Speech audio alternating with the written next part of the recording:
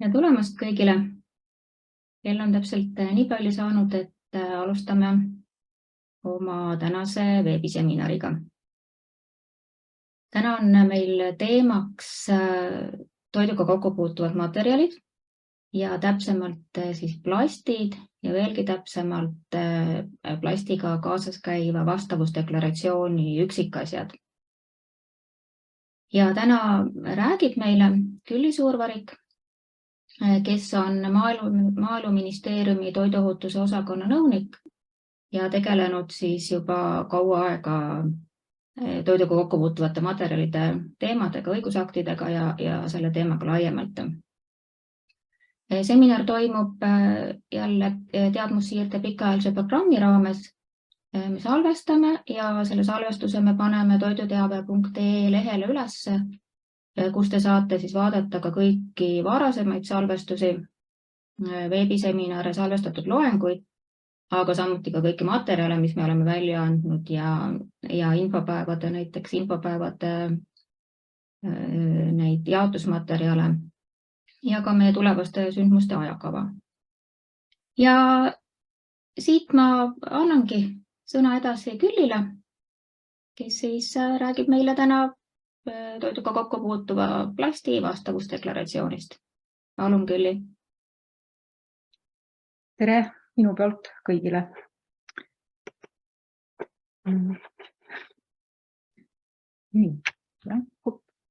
Täna räägin siis, nagu Kairi juba ütles, lühidalt sellest,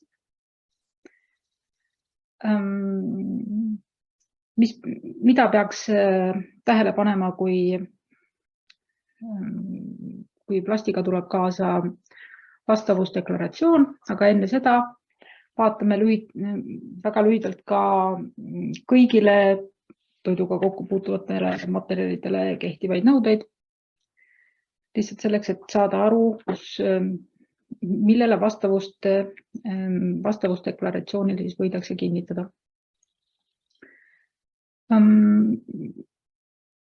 Plasti vastavusdeklaratsiooni nõutakse kahes plasti õigusaktis, see on siis 10/2011, mis reguleerib siis sellist plasti, kus ei ole ringlusse võetud plasti kasutatud ja siis eelmisel aastal vastu võetud ringlusse võetud plastimäärus, mis samuti nõuab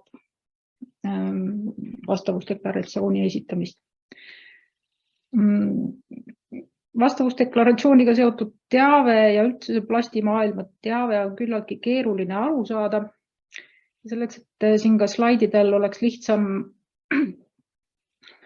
aru saada, et milline on õigusakti tekst, juhised ja näited, siis ma üritasin neid natukene värvidega eristada. Ja sinine on õigusakti tekst ja roosa ja roheline on siis juhised ja näited. Ja lühiülevaade siis plasti vastavusdeklaratsiooniga seotud nõuetest, et toiduga kokku puutuvate materjalide raammäärusest kehtib siin nõue, et materjalidest toitu erituv koostisosa ei tohi ohustada tervist, halvendada toiduorganoleptilisi omadusi ega olla vastuvõetamatu. Ja plast, nagu ka kõik teised toiduga kokku puutuvad materjalid, peavad olema toodetud hea tootmistava järgi, peavad olema märgistatud ja jälgitav. Märgistamisel võib kasutada sümbolit või sõnu toiduga kokkupuuteks. Siiski tuleb tähele panna, et need sõnad toiduga kokkupuuteks ega sümbol ei ütle midagi täpsemalt eseme kasutustingimuste kohta. Sageli on esitatud eriti seadmetel ka CE-märgis.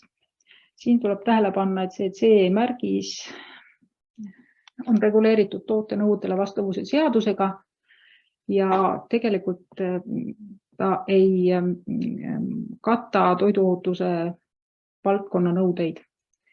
Nii et see kinnitab küll vastavust teatud Euroopa Liidus harmoneeritud nõuetele, kuid mitte toiduohutuse nõuetele. Igaks juhuks ka, et slaididel aeg-ajalt lipsab läbi TKM, et see on siis lühend toiduga kokkupuutumiseks mõeldud materjalidest ja esemetest.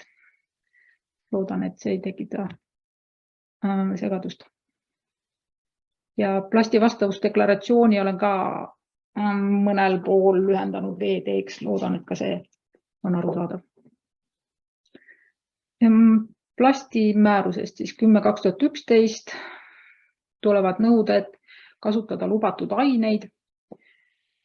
Siin on ka erandid, mille puhul võib kasutada muid aineid. Näiteks ei ole reguleeritud värvained, lahustid, polümerisatsiooni abiained ja plastimäärust ka ei kohaldata trükivärvidele ega liimidele ega pinnakatetele. Määrusega esitatakse piirnormid ainete toitu eritumisele, siis tingimused, millele peab vastama piirnormidele vastavuse tõendamine, vastavusdeklaratsioonil esitatav teave ja ringlusse võetud plastimäärus siis reguleerib ringlussevõtu tehnoloogiaid, ringlussevõtu seadmistike käitamist ja samuti esitab vastavusdeklaratsiooni. Ja erinevus määruse 10/2011 nõuetest on siin see, et vastavusdeklaratsioon on struktureeritud väljadega. Kindel teatud info siin punktis, et plastimääruse 10/2011 puhul ei ole sellist struktuuri nõutud ja siin varem on igatahes olnud probleeme, et info on laiali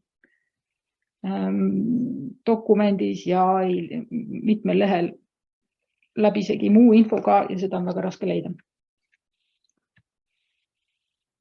Paar sõna sellest, et millised on need tegurid, mis mõjutavad migratsiooni, mis on siis toiduga kokku puutuvate materjalide see omadus, mille pärast neid reguleeritaksegi.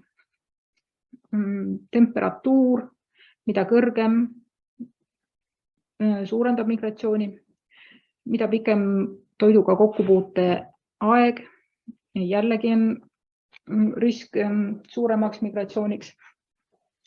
Kuna migratsioon, ainete eritumine, migratsioon lähtub materjali pinnast, siis mida rohkem on materjali pinda toidu koguse kohta, siis seega on võimalus suuremaks migratsiooniks. Siin selle pindala ja eseme pindala ja toidu koguse puhul on kasutatud ka pindala ruumala suhet, mida siis kasutatakse piirnormidele vastavuse hindamisel. Pindala antakse tavaliselt ruutdetsimeetrites ja ruumala kuupdetsimeetrites ja siin taga on eeldus, et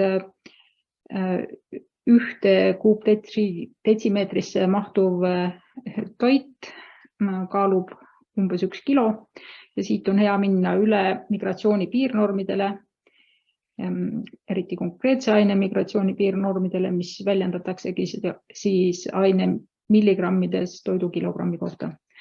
Ja siin on lihtsalt üks näide, kuivõrd erinevad võivad need pindala ja ruumala suhted olla, et pakendatud juustuviil, mis on väga õhuke, siis kui viia nüüd need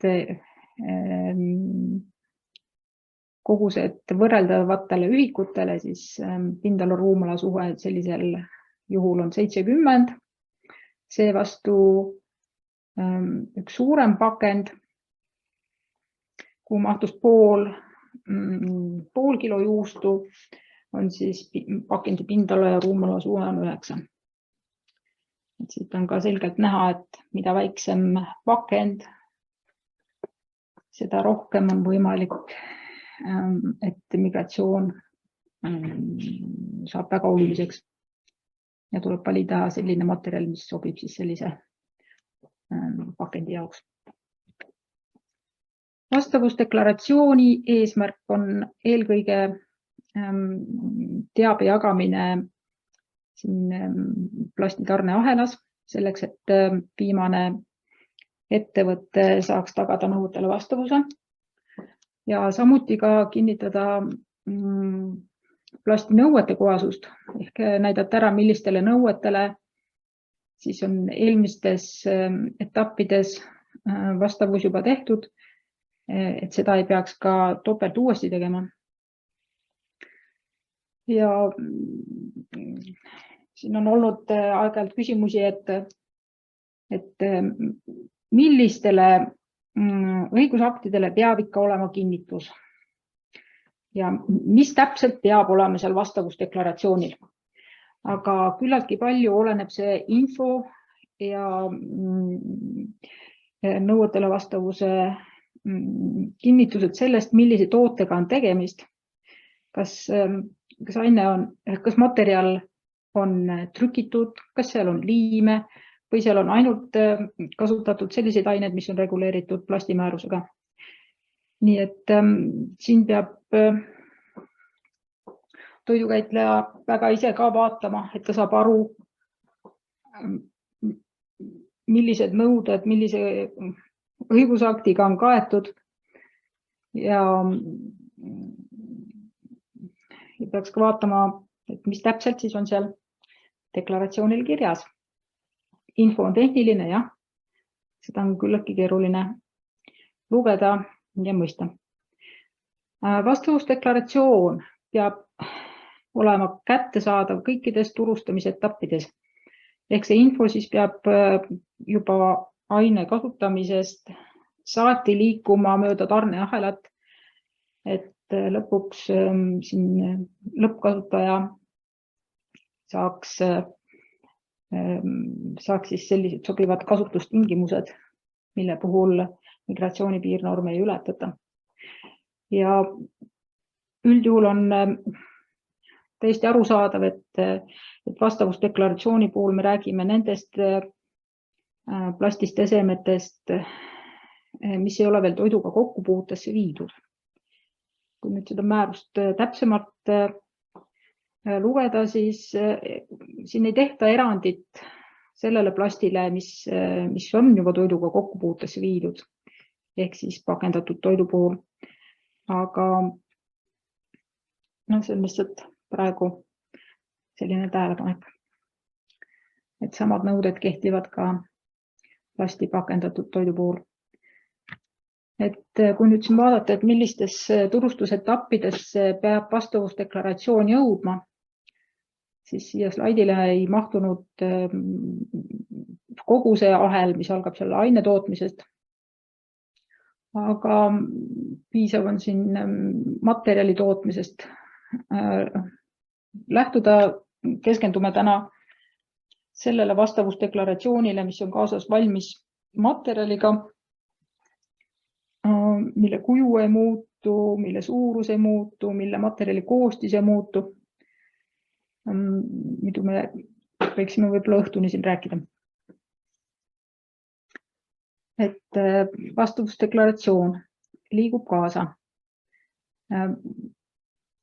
valmis eseme tootmiseni ja läheb sealt edasi erinevatesse etappidesse, kuni jõuab välja siis jaemüüki. Ja jaemüügi etapis ei pea ta olema kättesaadav. Et mida see tähendab? See tähendab seda, kui arvestada määruse 178/2002 definitsiooni jaemüügi kohta, et jaemüügi etapp on see, kus antakse toode üle tarbijale. Ja kui me nüüd vaatame jaemüügile eelnevaid etappe, siis näiteks TKM-i hulgimüügist jaemüüki minev etapp, et siin ei ole tarbijat ju vahel. Järelikult see vastavusdeklaratsioon liigub hulgimüügist jaemüügi etappi, aga teda ei pea olema esemega kaasas näiteks selvehalli riiulil, et teda anda siis tarbijale. Ja plastist valmis esemeid on väga mitmesuguseid. Siia alla lähevad nii pakendid kui karbid, pudelid, kaaned, sealhulgas ka metallkaaned, millel on plastihend ja ka mitmesugused esemed ja seadmete osad. TKM-i tootjat ja importjat vaadeldakse toiduohutuse teabe mõttes samal positsioonil olevatena, sest mõlemad panevad TKM-i turule. Nii et samasugused tõendusmaterjalid, nagu on TKM-i tootjal Euroopa Liidus, peavad olema TKM-i importijal olemas. Samamoodi vastavusdeklaratsioon ja muud tõendusdokumendid. Nii, nagu ma enne ka ütlesin, et vastavusdeklaratsiooni toiduga kokkupuutus oleva plasti puhul üldiselt ei ole kontrollitud. Kuigi mõned liikmesriigid on maininud küll, et nad seda teevad. Aga ma siiski arvan, et see ei ole valdav praegu. Vaatame siis, millist teavet tuleb vastavusdeklaratsioonil esitada. Siin on siis andmed ettevõtte kohta, siis andmed eseme kohta, vastavusdeklaratsiooni väljaandmise kuupäev, siis on kinnitused nõuetele vastavuse kohta, teave ainete kohta, mille suhtes plastimäärus esitab piirangud ehk siis migratsiooni piirnormid ja teave ainete kohta, mille suhtes esitatakse piiranguid teistes toiduvaldkonna õigusaktides, näiteks lisaained ja lõhnamaitseained. Samuti on vaja esitada TKM-i kasutamise tingimused ja siis teave funktsionaalse tõkkekigi kohta. Et siit edasi lähemegi iga punkti kaupa või haaval. Ettevõtte andmed. Määruse kohaselt on vaja anda vastavusdeklaratsioonil siis selle välja andnud ettevõtte nimi ja aadress ja ka TKM-i tootja või importija nimi ja aadress.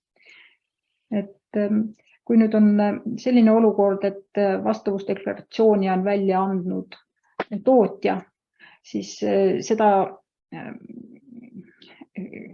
teavet ei pea 2 korda esitama. See tähendab, et ettevõtte nimi ja aadress on ühel korral, aga rollid siis võib olla tuleks esitada täpselt, et ta on väljaandja ja tootja.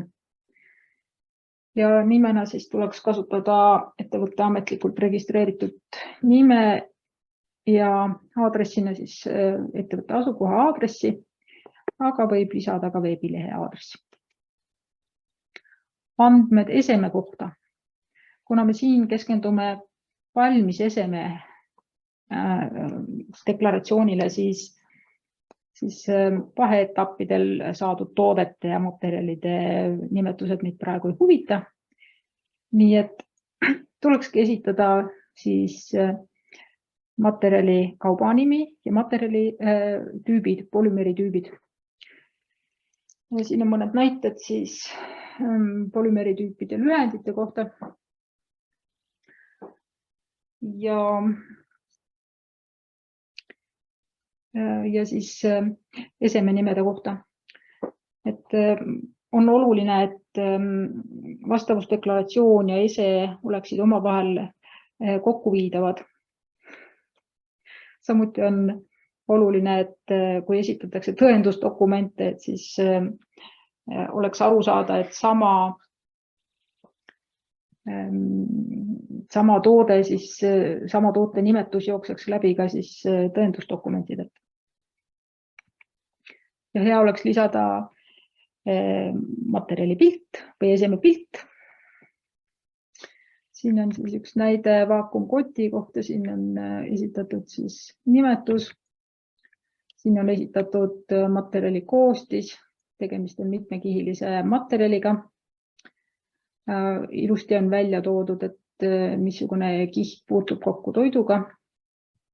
Siin on näidatud siis pakendi koti mõõtmed. Ja selle koha pealt võib olla väga rahul nende andmetega. Ja. Siis vastavusdeklaratsiooni kuupäev. Ega siin väga palju midagi rääkida ei olegi, et see ongi kuupäev, millal on vastavusdeklaratsioon välja antud. See on selline kuupäev, mis aitab hinnata, kui vana dokumendiga on tegemist ja see võib aidata ka hinnata, millistele nõuetele vastavust on kinnitatud, sest et õigusakte teatavasti muudetakse aeg-ajalt.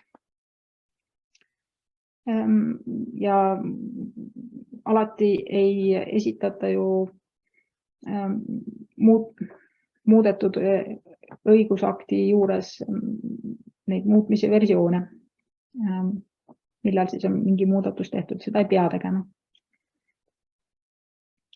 Aga siit ei saa nagu väga suuri järeldusi teha nõuete kohta, sest et kui plastimäärust näiteks muudetakse, siis kui sätestatakse piiravad tingimused, siis tavaliselt antakse selliste nõuetega kohanemiseks üleminekuaeg ja see üleminekuaeg võib olla päris pikk. Nii et kui üleminekuaeg on, ütleme, umbes mingisugune 2 või 3 aastat, siis vastavusdeklaratsioon sellest kuupäevast ei saa järeldada, et kas tegemist on nüüd uutele nõuetele vastava materjaliga või siis sellise materjaliga, mis on toodetud vanade nõuete kohaselt, aga mille suhtes kehtib üleminekuaeg veel. Üldiselt on mõistlik vastavusdeklaratsiooni iga paari aasta järel uuendada. Kehtivusaja esitamist ei ole nõutud, seda ei pea esitama. Ja veel siis peaks tähele panema, et seda ei pea esitama iga esemepartiiga kaasa. Ja see on nüüd erinev ringlusse võetud plasti vastavusdeklaratsioonist, mille puhul nõutakse, et see peab olema kaasas iga partiiga. Ka ei ole selle plastimäärusega nõutud deklaratsiooni allkirjastamist, kuigi see on ikkagi soovitatav. Edasi on siis nõuete kohasuse kinnitus. Millistele nõuetele siis kinnitada? Et plastimääruse nõuded on siin kõik kaetud ja raammääruse nõuetest on kaetud siis artikkel 3, artikkel 11 lõige 5 ja artiklid 15 ja 17. Et mis need siis on? Et artikkel 3 tegelikult siin ja kahjuks on midagi paigast natuke nihkunud, see nool peaks jõudma 3 juurde. Ongi siis see, et mis ütleb, et aineid ei tohi erituda üle sellises koguses, mis on ohtlik tervisele.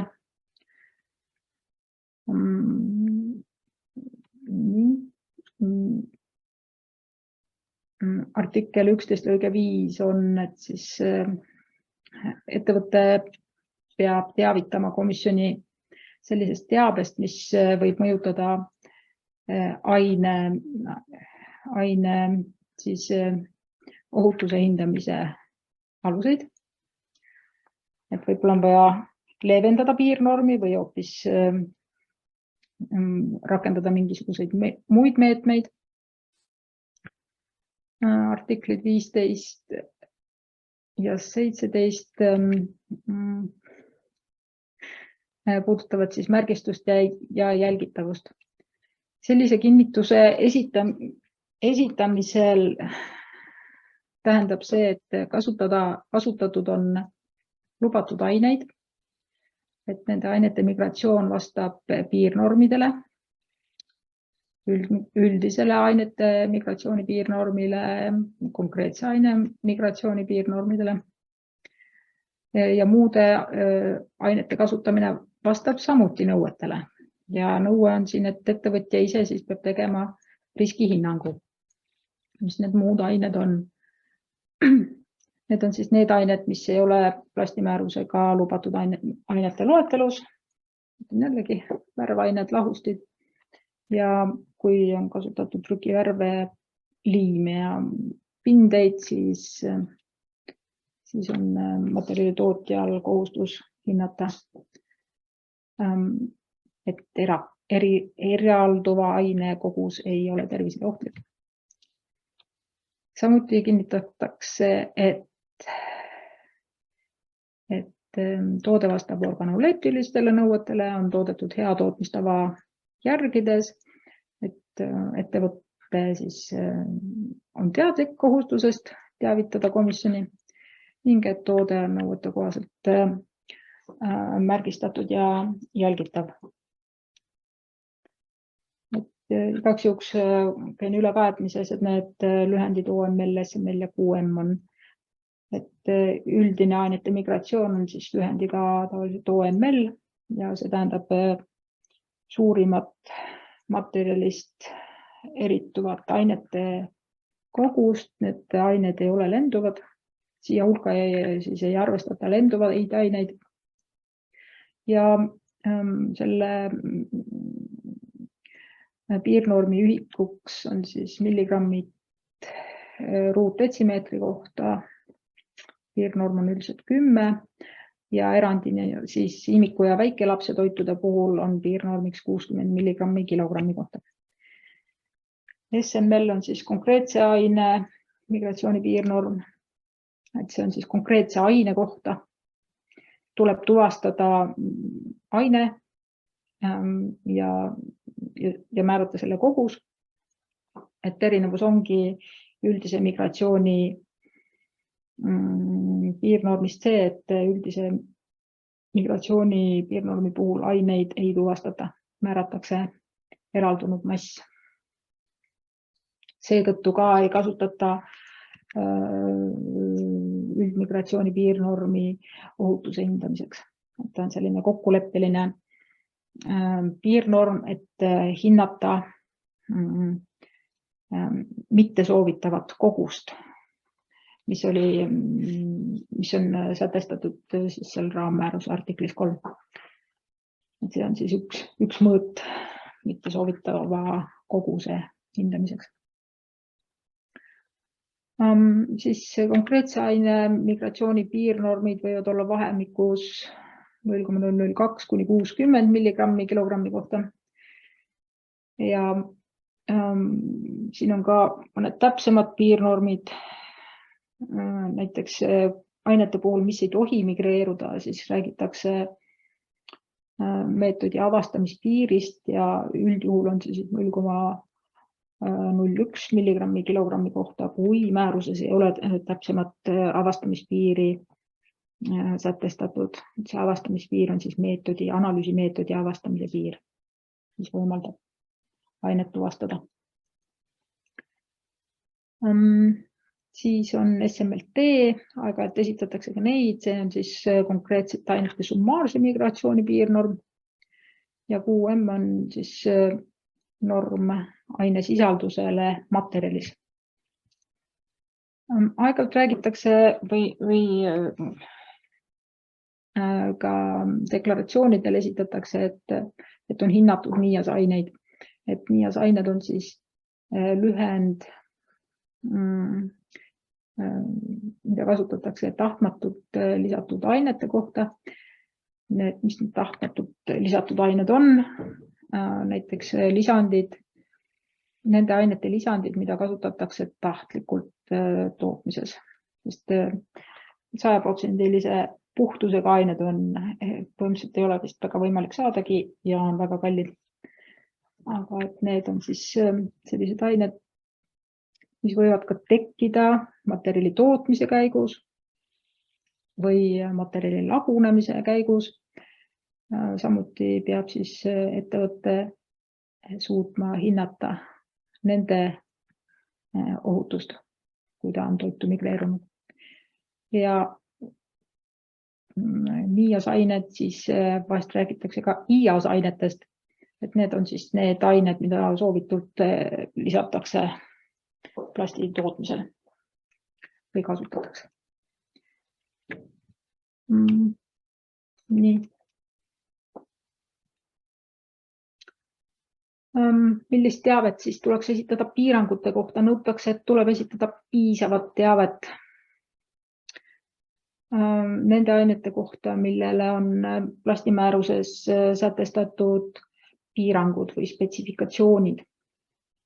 Ja just sellel eesmärgil, et järgmine ettevõte saaks siis nõuetele vastavust tagada. Et jah, piirangud siin olid juba ennegi mainitud piirnormid, aga need võivad olla ka rohkem, näiteks, et millised toidutüübiga kokkupuuteks materjal sobib ja muud sellised. Ja piisava aine või piisava teabena siis vaadeldakse, käsitletakse seda, et tuleb aine tuvastada ja esitada aine koos nimetuse ja siis selle piiranguga, mis tema suhtes kehtib, et kas on siis SML või SMLT või midagi muud. Kui esitatakse, et aine tuvastamiseks võib kasutada siin mitmeid näitajaid, nimesid, ainenumber, viitenumber, kassinumber või lihtsalt keemiline nimetus. Kõige lihtsam on plastimäärusest leida võib-olla siis DKM ainenumbri järgi või siis kassinumbri järgi. Ja. Kui esitatakse teave vastavusdeklaratsioonil, et järgmine ettevõte peab kontrollima ise nõuetele vastavust, siis tuleb kindlasti esitada aine kohta teave ja see, millised piirangud siis talle kehtivad. Mõnikord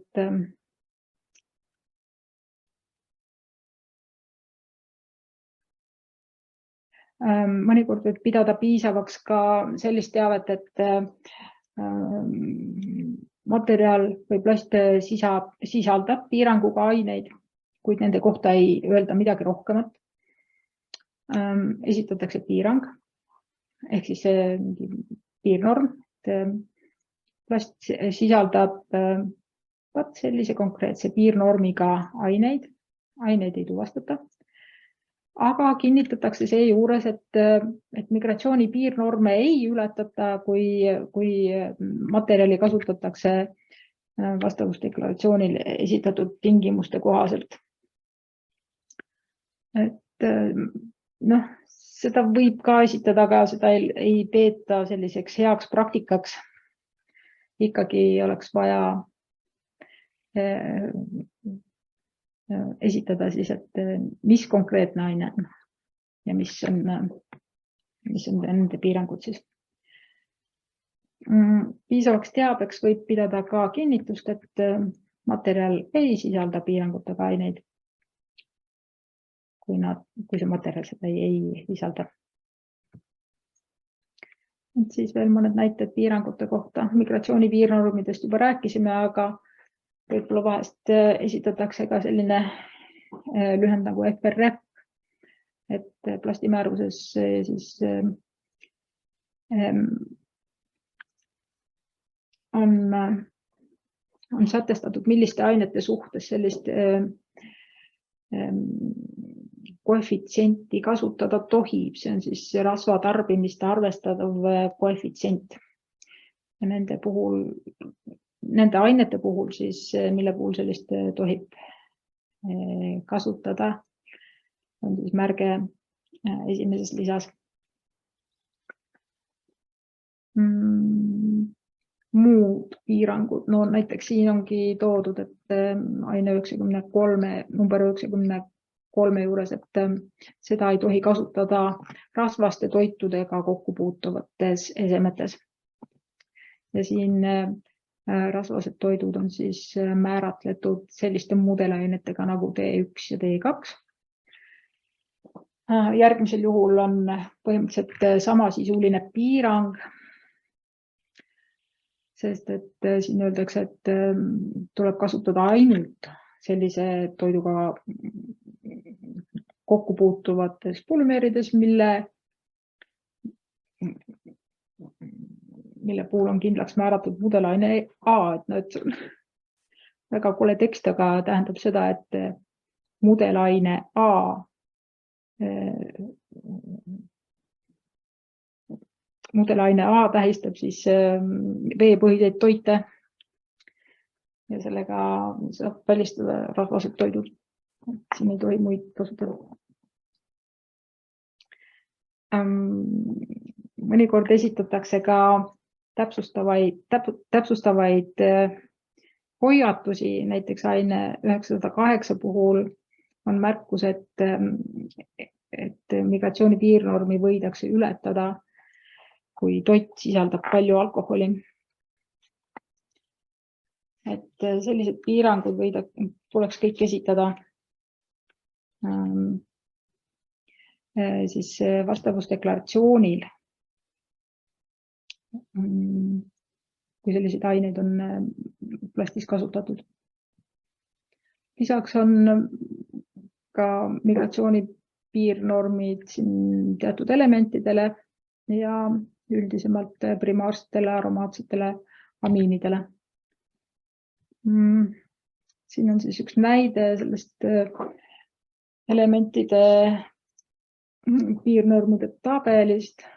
Et siin ongi näha, kuidas on tabelis näidatud piirnorm on ND ja seda siis kasutataksegi ainete puhul, mille migratsioon ei ole lubatud. Ja kaadmiumi puhul on siis näha siit, et selle puhul on esitatud täpsem avastamispiir, mis on siis 0,002. Siin on siis näide aine ja piirnormi esitamise kohta vastavusdeklaratsioonil, et siin ei ole nagu väga midagi viriseda, kõik on ilusti toodud, aga et siin see ei tähenda nüüd seda, et siin öeldakse, et kui palju siis ainet tegelikult migreerub, et need on siin migratsiooni piirnormid. Eks ole. Ja siin on siis osa ühe värvilise plasti katseprotokollist, et selles mõttes on siin kõik kenasti, et on esitatud palju infot.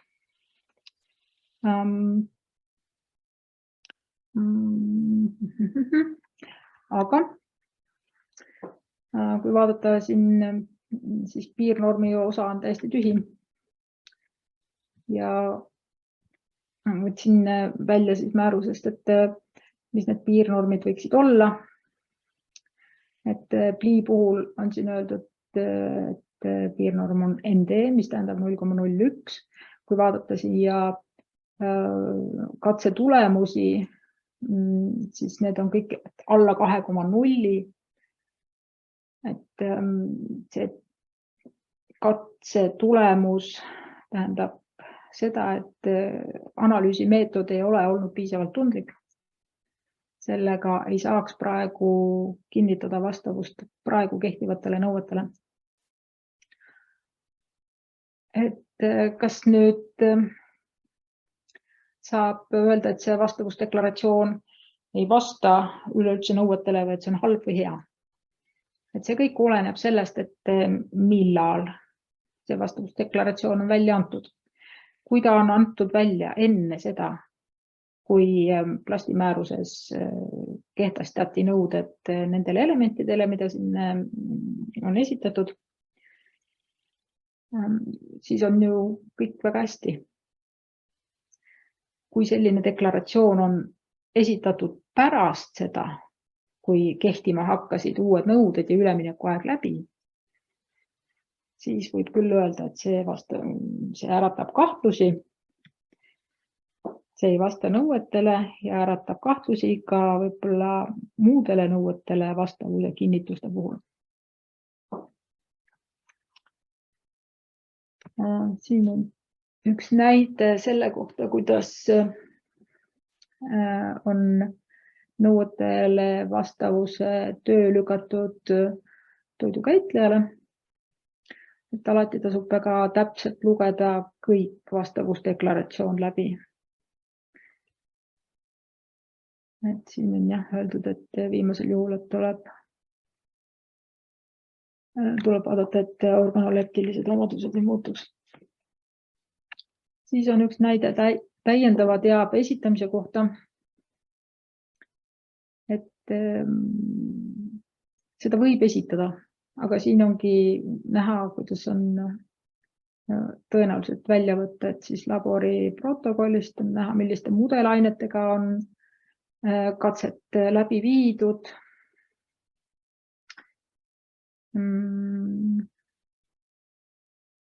On näha siis kokkupuute ajad katsel, neid ei tohi segamini ajada siis materjali kasutustingimustega.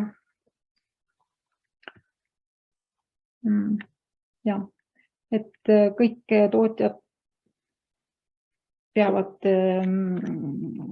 arvestama siis migratsiooni, kas nad seda siis määravad katseliselt või modelleerivad mingi modelleerimisprogrammiga, teevad arvutuse teel.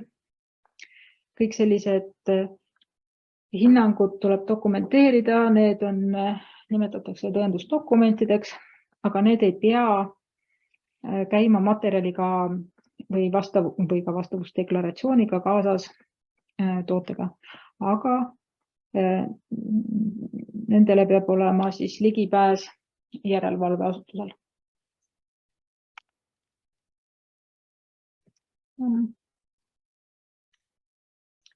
Siis piirangud või teave nende ainete kohta, millel on siis toiduvaldkonnas piirangud.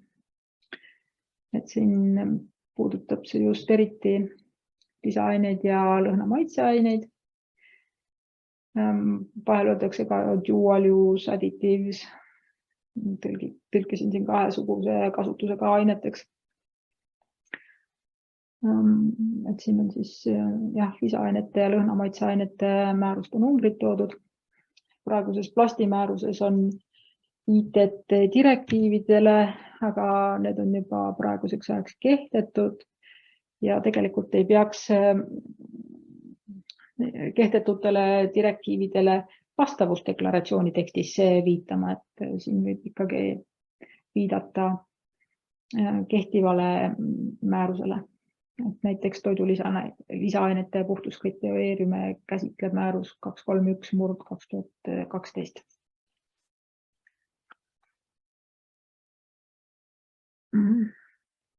Ja kui esitatakse selline kinnitus, et selles materjalis sisaldub neid aineid, millele on piirnormid toidulisaainete määruses, siis tuleks esitadagi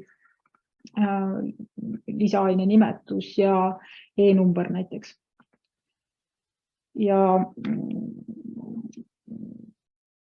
kui see info on nüüd toidukäitlejale oluline ja sellise aine migratsioon on oluline, ütleme siis toidukäitleja seisukohast, siis peaks ta uurima, kui palju sellist ainet tuleb materjalist toitu. Et üldjuhul on küll migratsiooni piirnormid väiksemad, palju väiksemad kui lisaainete kasutuskogused. aga siiski tuleks vaadata konkreetset juhtu, sest paljudel juhtudel ei pruugi olla see erinevus nii suur ja võib hakata mängima materjali pindala toidukoguse kohta.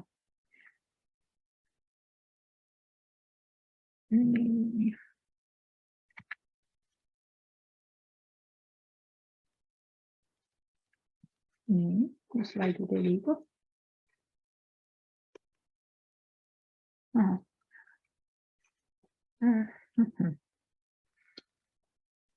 Et siin on siis näide, kuidas on esitatud teavet lisaainete või lõhnamaitseainetena samuti kasutatavate ainete kohta. Et esimesel juhul lihtsalt kinnitatakse, et nad materjali ei ole seda lisatud. Ja teisel juhul siis öeldakse otse, et materjal võib sisaldada näiteks E109 ja E385. Et sel juhul siis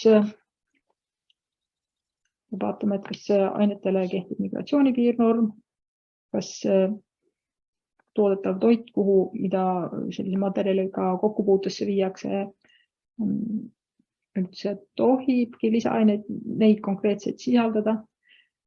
Loodan, et kõik teavad, kust seda kontrollida. Ja et kui tohib, et kas ainetele on siis toidu lisaainene kasutamisel piirnorm, kui suur see on.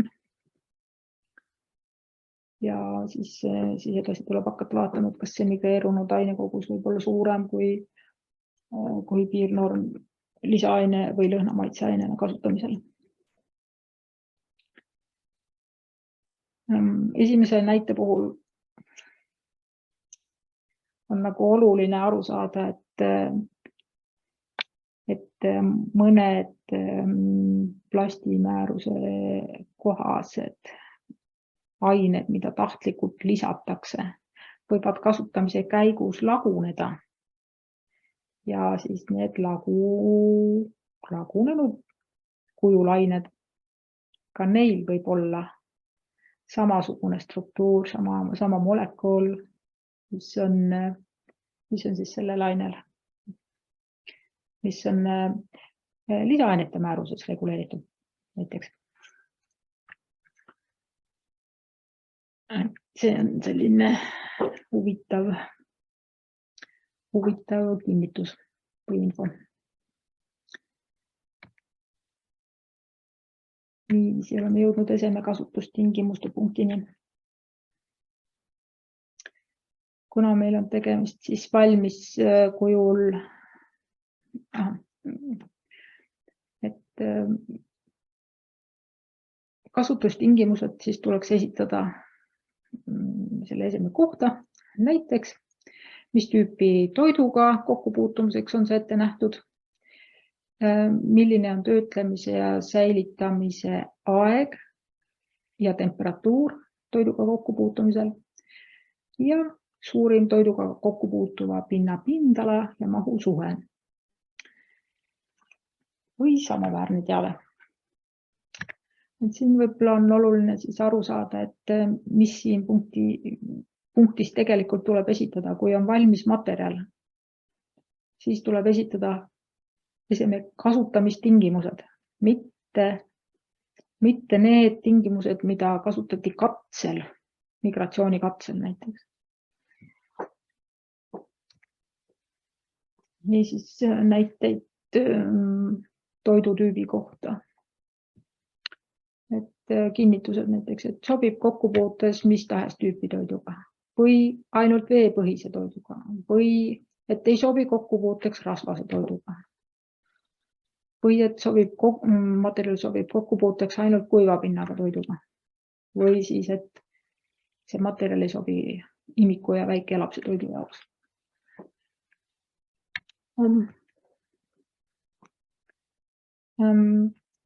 Üldiselt kasutatakse migratsioonikatsetes mudelaineid ja kui on tehtud katsed mudelainetega A, B ja D2, siis sellega on tõendatud, siis need katavad ära kõik toidutüübid ja materjal ja kui migratsiooni tulemused on ilusti alla piirnormide, siis võib sellist materjali kasutada mis tahes tüüpi toiduga kokkupuuteks.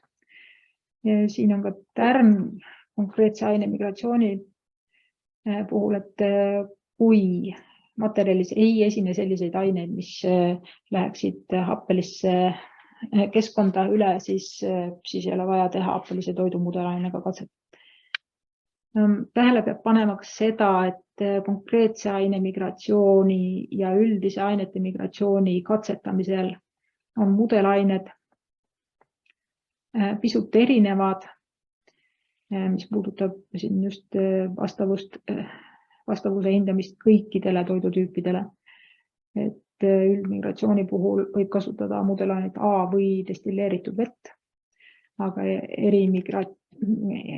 konkreetse aine migratsiooni puhul siis teist veest on loobutud. Kui mingil põhjusel ei soovita, siis teha neid katseid, et tõendada vastavust kõikide toidutüüpidega kokkupuute sobivuse kohta, siis võib teha vähem katseid aga see tähendab ka seda, et siis materjal ongi piiratud kasutamisega. Materjali võib kasutada ainult teatud toidugruppidega kokkupuutumiseks. Et kui katsed on tehtud erimigratsiooni puhul, siis ainult T1-ga, mudelainega T1, et siis see sobiks piima jaoks. Aga kui tegemist on hapendatud piimaga, siis olenevalt toote happesusest tuleks teha katsed T1 ja siis happelise toidu mudelainega. Üldise ainete migratsiooni puhul on siis need mudelainete määratluse ja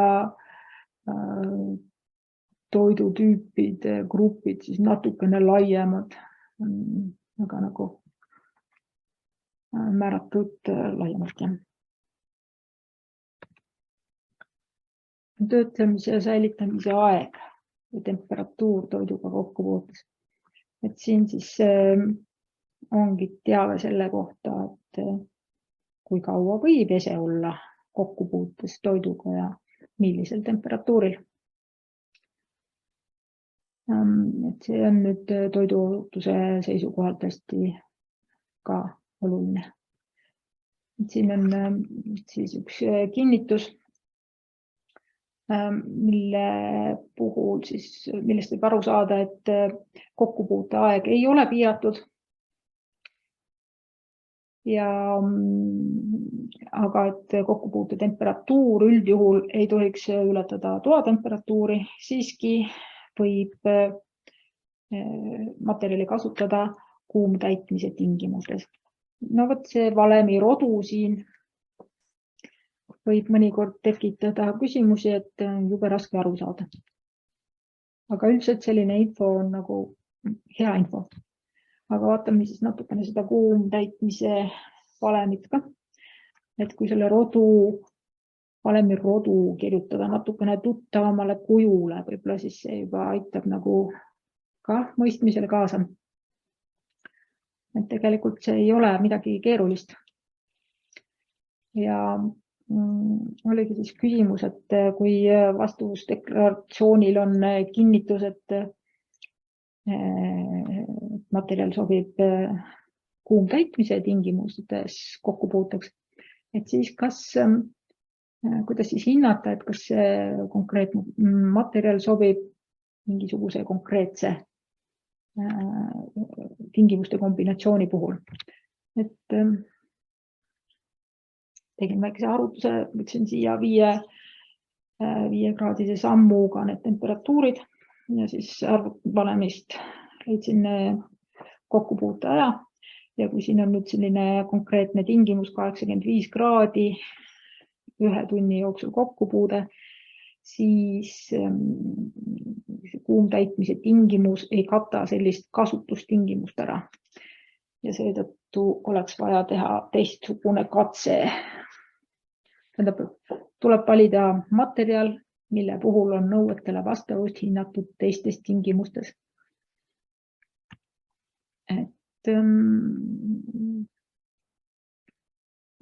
Niiviisi.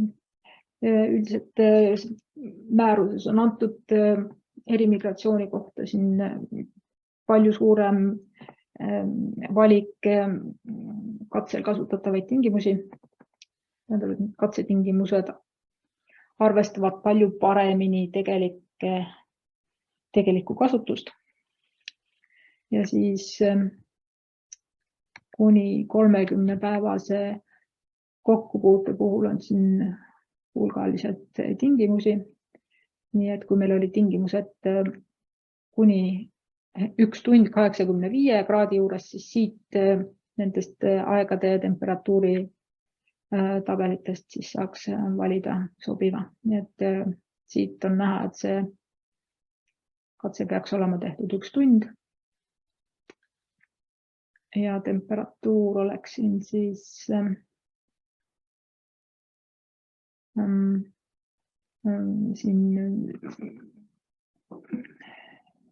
100 kraadi juures. 100 kraadi või püstjahuti all keetmisel nüüd oleneb siis sellest, et millise toiduliigiga materjal sobib kokkupuutumiseks. Et püstjahuti all keedetakse siis neid mudelaineid, mis 100 kraadi juures keevad.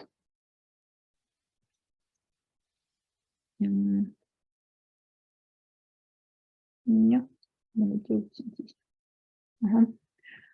Ja siin teiste tingimuste kohta on siis määruse 5. lisas. Täpsemalt saab vaadata, millistele tingimustele peaks siis vastama katsetingimused. Ja siin on ka näide selle kohta, et alati ei ole need katsetingimused samad üld- ja erimigratsiooni puhul ka.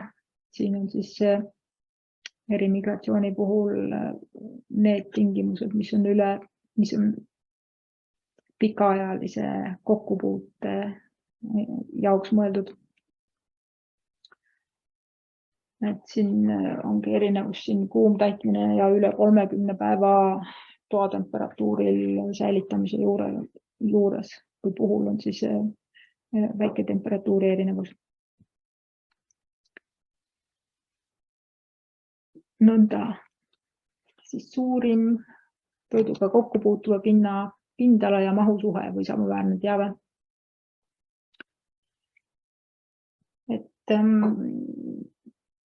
alati tekib küsimus, et kas seda teavet peab alati esitama ja milliste esemete puhul seda peab esitama. Aga kuna me täna räägime valmisesemetest, siis valmiseseme pindala ja ruumala, üldse kuju ja suurus ju ei muutu. Et mulle endale tundub, et seda ei olekski võib-olla vaja esitada, aga päris nii kindlalt me seda kõikide esemete kohta ei saa öelda, sest et võib-olla on selliseid esemeid, mille toidukäitleja siis paneb 2 osast kokku, näiteks pudel ja kork, ostab mõlemad erineva tootja käest, aga võib-olla niiviisi, et mõlemas materjalis või mõlemas esemes on kasutatud ühte sedasama piirnormiga ainet. Et siis sel juhul võib-olla saaks sellist, siit saaks natukene ajada jälgi, et kas see pudel ja kork omavahel kokku sobivad niiviisi, et toidus siis aine sisaldus ei ületaks migratsiooni piirnormi. Siit võiks teha ka võib-olla sellise järelduse, et kui aines või et kui materjalis ei sisaldu piirnormiga aineid, et siis ka nagu üldse ei oleks vaja. Aga seda ma ka väga ei julge teha, et eriti kui me siin nagu meenutame, et imiku ja väikelapse toidu puhul siiski oleneb üldmigratsioon ka eseme kujust ja pinnast, sest et see migratsiooni piirnorm on esitatud kujul milligrammi toidu kilogrammi kohta. Ja siin võib see migratsioon hakata mängima. Võib-olla oleks hea sellist infot saada. Et siin, kui enne vaatasime siin seda juustuviilu näidet, et siis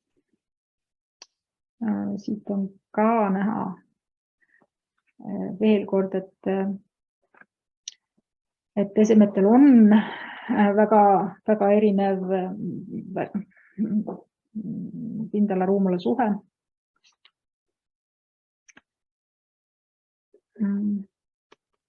Tulen puhuks hästi, vabandust. Et jah, valmis eseme puhul peab siin nagu vaatama täpsemalt konkreetset eset, kas on vaja või ei ole vaja. Aga see kõik oleneb sellest, et kas toidutootjal on seda infot vaja. Et on mõned piirnormid, mille puhul on siis see pindala-ruumala suhe natukene olulisem kui teiste puhul ja samuti peab siin vaatama hästi erandeid. Nii.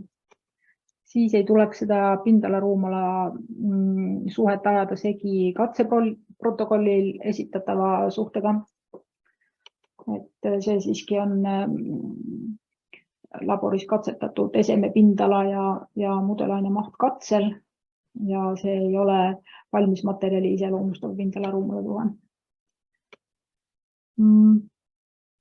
Siin on siis üks näide kasutustingimuste esitamise kohta ja siin siis võiks tähele panna, et üldiselt kui plastimäärus ei nõua materjali enda esitamise tingimusi, aga siin on need toodud.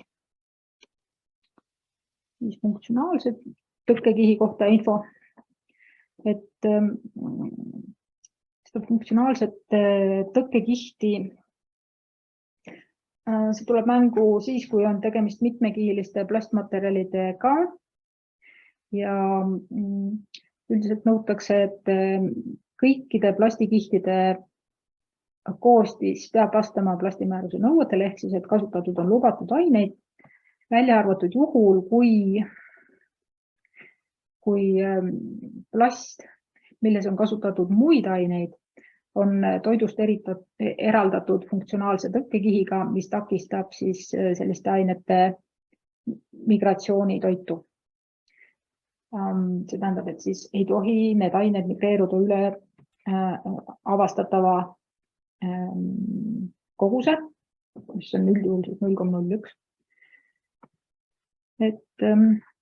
Ja siin on ka tingimused, siis, milliseid aineid tegelikult ei tohi kasutada ka selles kihis, mis jääb tõkkekihi taha, et need ei tohi siis olla jumalalaste küll, jah. Need on CMR-ained, kantserogeensed, mutageensed, reproduktiivtoksilised ained ja nanokujul ained ka ei tohi kasutada. Aga kui siis selline teave on esitatud või kinnitus, siis tähendaks seda, et tõkkekihi taga siis on kasutatud muid aineid kui neid, mis on plastimääruses lubatud, aga et need ei ole need CMR-ained ega nanokujulained.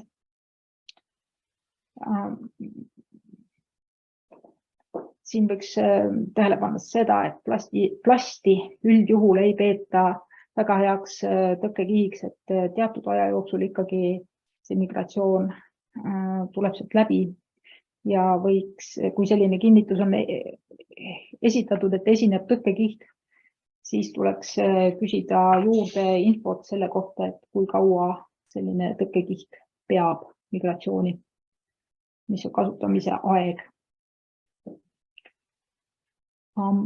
Aga kui tõkkekihti kasutatud ei ole, siis ei ole siin kohustust seda öelda, et ei ole kasutatud. Nõnda, aga siin ringlusse võetud kasti puhul lihtsalt on näited selle kohta, kuivõrd struktureeritud võib olla info, et küsitakse siis andmeid tootja kohta, aga ka pädeva asutuse kohta ehk siis järelevalveasutuse kohta. Täpselt öelda, kuhu kirjutada kaubanimi, kuhu kirjutada partiinumber, muu teave. Millistele nõuetele siin täpselt on vastavuse väljad olemas. Kas on kasutatud lisaaineid ja siis juhised siis eseme kasutamisele. Ja siin on selgelt kirjas ka, et peab olema allkirjastatud. Tegemist on siis allkirjastatud dokumendiga. Ja kokkuvõtteks siis võib öelda, et tegelikult on see vastavusdeklaratsioon vajalik dokument, et info liiguks, et just toiduohutuse alane info liiguks. Olen nõus, et see info võib olla vahel väga tehniline, aga tasub ikkagi süveneda sellesse, et saada aru. Ja siis, et siin uurimisel siis ikkagi peab lähtuma iga ettevõtja oma ettevõtte spetsiifikast. Sellega on minu poolt tänaseks kõik. Tänan teid kuulamast.